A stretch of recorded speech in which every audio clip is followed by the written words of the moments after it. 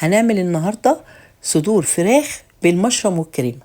كل المكونات دي هنعمل بيها وصفتنا النهاردة. طيب الوصفة دي فيها كريمة طهي، طبعا كريمة الطهي كلنا عارفين انها غالية جدا والاسعار بقى مبالغ فيها. احنا هنعمل ايه؟ هنعمل بديل كريمة الطهي في البيت بطريقة وطعم ودسامة جميلة جدا. تعالوا نشوف هنعمل كريمة الطهي ازاي.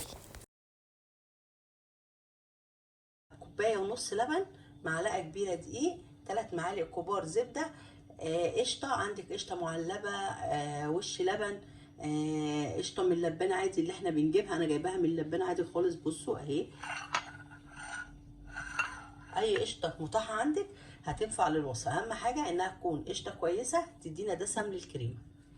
احنا كده سيحنا الزبدة وهنحط معلقة الدقيق،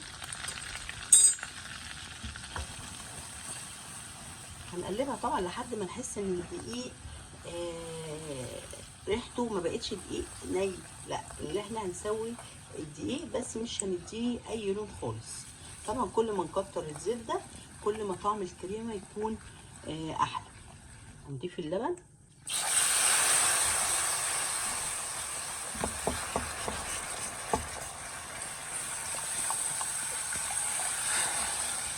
طبعا ايدينا كده مش عايزين اي تكتلات خالص. احنا كده هنعمل ايه؟ احنا كده هنطفي عليها ونضيف القشطه ونسيب القشطه تسيح بسخونه الكريمه. طبعا نقدر نتحكم في القوام زي ما احنا عايزين، هنزود طبعا كميه اللبن اللي احنا عايزينها عشان نتحكم في القوام اللي احنا عايزينه. طبعا بصوا كده القوام عامل ازاي، احنا طبعا بنتحكم فيه زي ما احنا عايزين.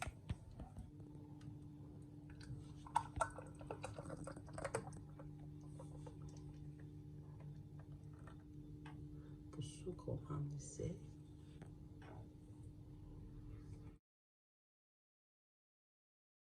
كيلو صدور فراخ، بصوا انا مقطعاه ازاي، مقطعاه شرايح زي الشاورما بالظبط.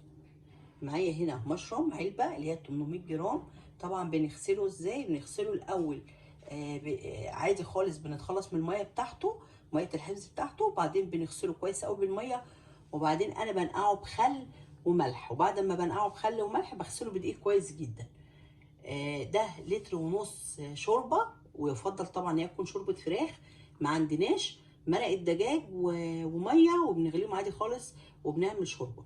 دي بصلايه كبيره، نوع اكبر بصلايه عندكم كده، وقطعوها قطع صغيره زي دي. طبعا دي كريمه الطهي اللي احنا لسه عاملينها، فيما يعادل كوبايتين.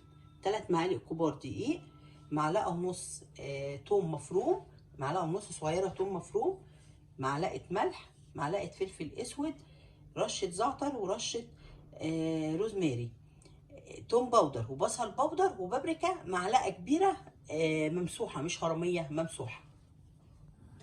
احنا كده حطينا حوالي 3 معالق كبار زبده، هنسيحهم على النار كده.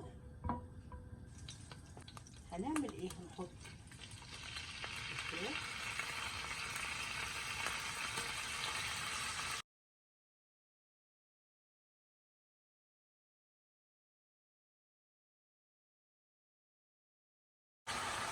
هنعمل ايه؟ هرش كل الطاجن اللي معانا دلوقتي، هنقلبهم كده مع الفراخ.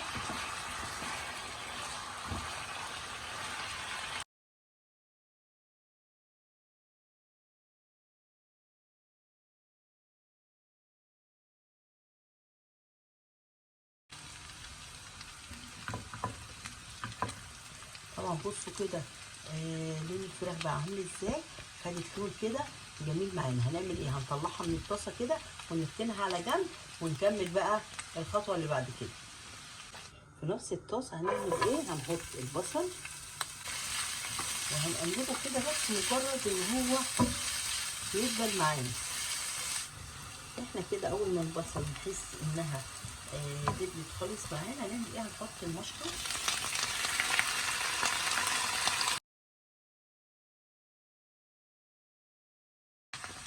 احنا كده قلبنا المشروم تقلبتين كده. هنعمل ايه؟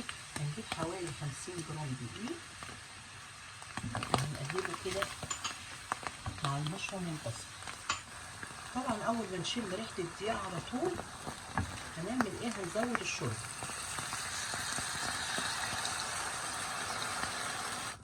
هنحط رشه فلفل اسود، وطبعا هنظبط الملح حسب التذوق. هننزل بالفراخ،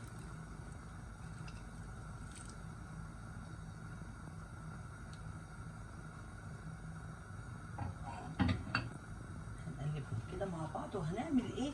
هننزل كوبايتين الكريمه،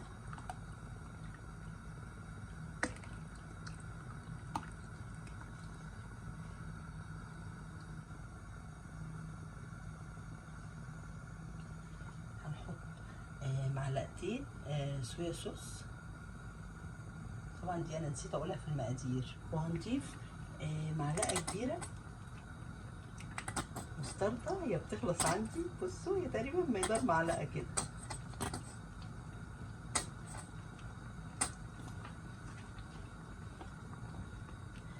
وهنقلب كل المكونات دي طبعا مع بعض، ونسيبها تغلي شويه لحد قوامها ما يتقل. طبعا هدينا النار عليها شويه وسيبناها حوالي تلت ساعه لحد ما الفراخ والمشروم وكل حاجه استوت معانا. بص طبعا القوام تقل ازاي. طبعا بصوا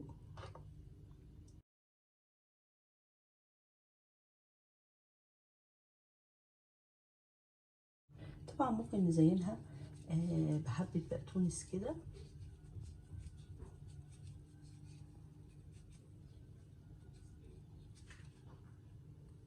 طبعا بصوا القوام بتاعها جميل ازاي. طبعا القوام بتاعها تقيل، عايزه اقول لكم ان ريحتها جميله جدا. وطبعا واحنا بنظبط الملح بتاعها ممكن كمان نضيف مكعب مرقه فراخ، بيخلي طعمها جميل جدا.